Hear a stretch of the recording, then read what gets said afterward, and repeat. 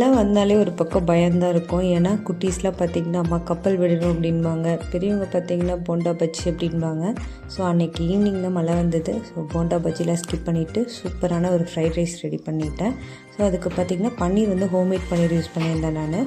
அது கூட மிளகாய்த்தூள் உப்பு சேர்த்து நல்லா மேரினேட் பண்ணி வச்சுட்டு ஒரு தோசைக்கல்ல பார்த்திங்கன்னா அப்படியே ஆட் பண்ணிவிட்டு பண்ணிடலாம். இது கூட கொஞ்சமாக கருவேப்பிலை எண்ணெய் சேர்த்து நல்லா ஃப்ரை பண்ணி எடுத்து வச்சுட்டு ஒரு பிளேட்டில். தென் வந்து காயெல்லாம் பார்த்திங்கன்னா கேப்சிகம், கேரட்டு, பீன்ஸு, காய் பட்டாணி இதெல்லாம் யூஸ் பண்ணியிருந்தேன்.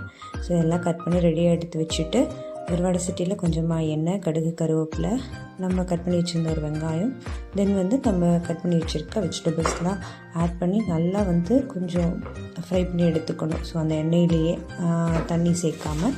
தென் வந்து இது கூட காரத்துக்கு மிளகாய்த்தூள், மல்லித்தூள் எல்லாம் சேர்த்து மிக்ஸ் பண்ணிவிட்டு கொஞ்சம் ஸ்வீட் பார்த்திங்கன்னா டொமேட்டோ கெச்சப் ஆட் பண்ணியிருந்தேன். தென் வந்து happy map fried rice mix வந்து எடுத்துருந்தேன். ஸோ அது பாதி ஆட் பண்ணிவிட்டு நம்ம வேக வச்சுருக்க ரைஸ், தென் வந்து நம்ம ஃப்ரை பண்ணி வச்சுருக்க பன்னீர், இது கூட பார்த்திங்கன்னா நம்ம எக்ஸ்ட்ரா வச்சுருந்தோம் பார்த்திங்கன்னா பாதி ஃப்ரைட் ரைஸ் மிக்ஸ், அது இது கூட வந்து கொஞ்சமாக உப்பு, அப்புறம் வந்து பெப்பர், இதுதான் வந்து டேஸ்ட்டுக்கு சூப்பராக இருக்கும், டேஸ்ட் கொடுக்கும் ரைஸ்க்கு.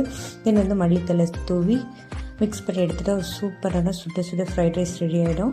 ஸோ இந்த மலைக்கு வந்து ரொம்ப சூப்பராக இருந்தது. கண்டிப்பாக செக் பண்ணி பாருங்கள். ஓகே, பாய்.